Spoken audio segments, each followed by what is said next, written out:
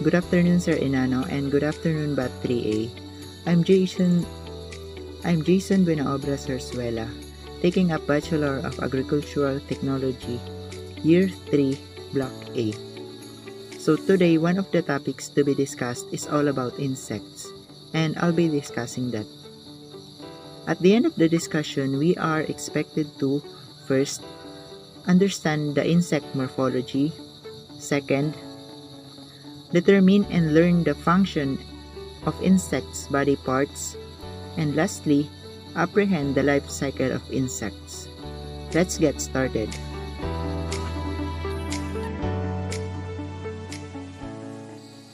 Let's first define insects. Generally, insects are arthropods with well-defined head, thorax, and abdomen, 3 pairs of legs, antennae, and 1 or 2 pairs of wings. Enough with that, let's move on to the following. Insect body, the insect development. We will also discuss how insects play a valuable role in our natural world. The insect's body. The adult insect's body is made up of 3 parts: the head, the thorax, and the abdomen. It is supported by a hard body wall called exoskeleton. The exoskeleton has a flexible top layer known as the cuticle, which contains a layer of wax and helps to prevent desiccation or moisture loss. The exoskeleton of an immature insect is not usually as hard as that of the adults because the cuticle is not fully formed. The thorax, located between the head and abdomen, is made up of 3 segments: the prothorax, the mesothorax, and the metathorax. Each segment has 1 pair of legs. In addition, the mesothorax and the metathorax each may bear 1 pair of wings. Some insects, such as beetles and grasshoppers, have thickened protective pair of wings. The abdomen contains several segments, each joined by a flexible membrane so it can expand and contract to aid with respiration.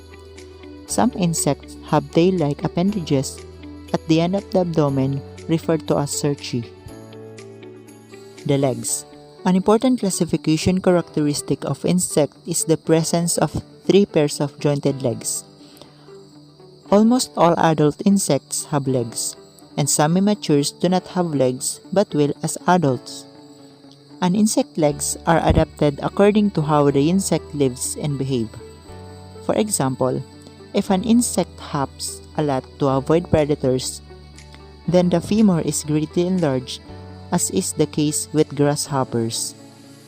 Thus, legs vary in size and shape because they can be used for walking, jumping, digging, grasping, filling, swimming, holding objects, building structure, and cleaning parts of the body. One important leg adaptation in larvae is prolegs. Prolegs or false legs are fleshly body projections with rows of tiny hooks, helping the insect cling to the surface and plants. They also provide additional support in locomotion. These figures shows the 5 types of insect legs: the cursorial for running, the fossorial for digging, the saltatorial for jumping, the raptorial for catching and holding, and the natatorial for swimming. The wings. Venation or arrangement of veins in the wings is different for each species of insect. Thus, it serves as a means of identification. Many insect orders end in "tera", which comes from the Greek word meaning wing.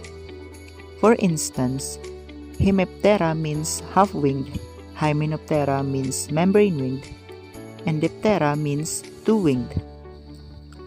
Most immature insects do not have wings, but some have wing pads that enlarge as the insect grows toward adulthood.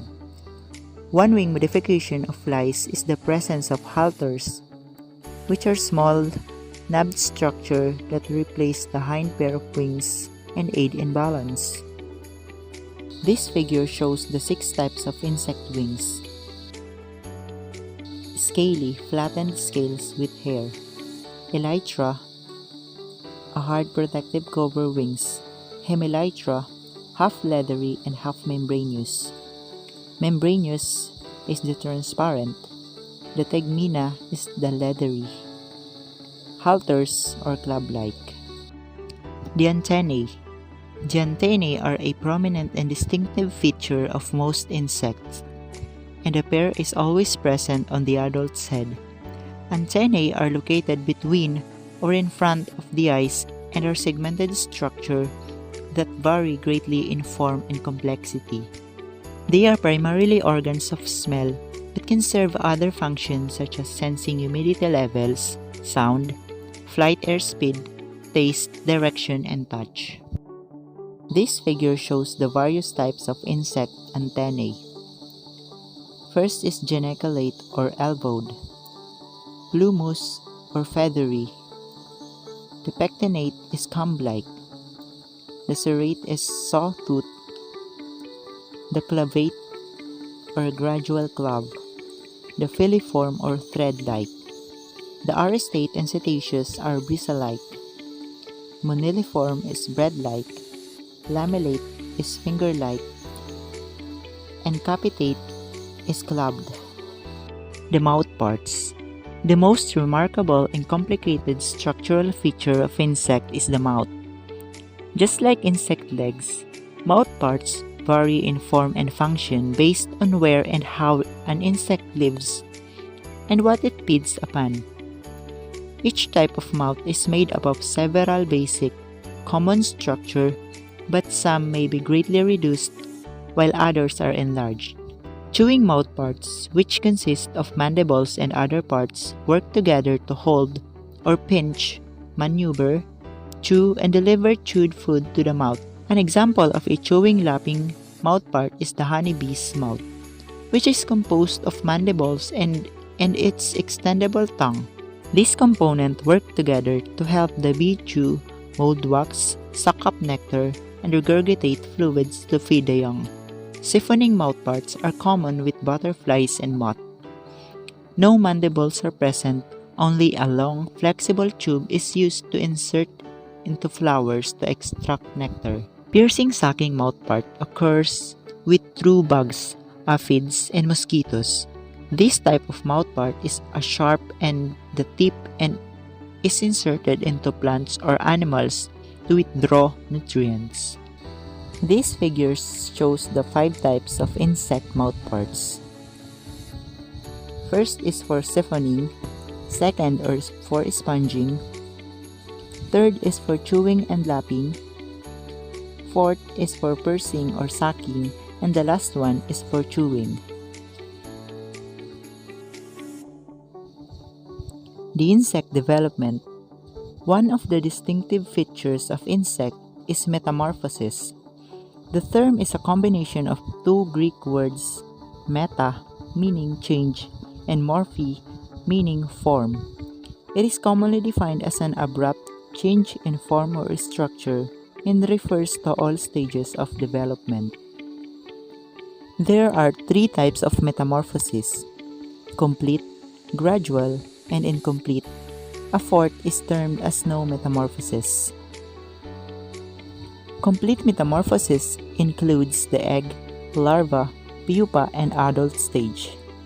The larval stage is the primary growth and feeding stage, in which energy is converted from food and stored for the pupal and adult stages. Common names for the larval stage include caterpillars, maggots, and grubs. Complete metamorphosis exhibits the most drastic body changes in an insect's life by breaking down entire body structures, such as prolegs, and forming new structures such as wings and antennae. Second is the gradual metamorphosis. It includes the egg, the nymph, and adult life stages. Gradual metamorphosis does not include a resting stage as complete metamorphosis does. Instead, it includes nymphal stages. Nymphs resemble adults but are smaller, and they consume the same food source and live in the same habitat as adults.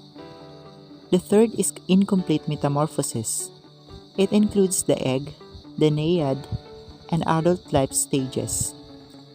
These differ from gradual metamorphosis in that the naiads are aquatic and lives in a different habitat than the adults. And the last one is the no metamorphosis. It includes egg, immature, and adults. It is a primitive form of metamorphosis. Immatures look exactly like adults but are only smaller. As they grow larger, they shed their skins. Less apparent is the fact that the nymph's reproductive organs are not fully developed. Ano nga ba ang role ng mga insekto sa ating natural world? Ang mga bubuyog at ilang mga species ng langaw ay nakakatulong sa pag-pollinate ng karamihan sa mga prutas at gulay. Marami ring mga insekto ang source ng pagkain para sa mga ibon, isda at gagamba. Ang ilan pang mga insekto ay nakagagawa ng mga kapaki-pakinabang na produkto tulad ng honey, wax, shellac at silk. Sila rin ay decomposers na nakakatulong sa pagpapanatili ng nutrient cycle sa ating kapaligiran. At panghuli, ang iba pang mga insekto ay isinasaalang-alang na bentahe bilang predators at parasites sa pamamagitan ng pagkain sa mga insekto na itinuturing na peste.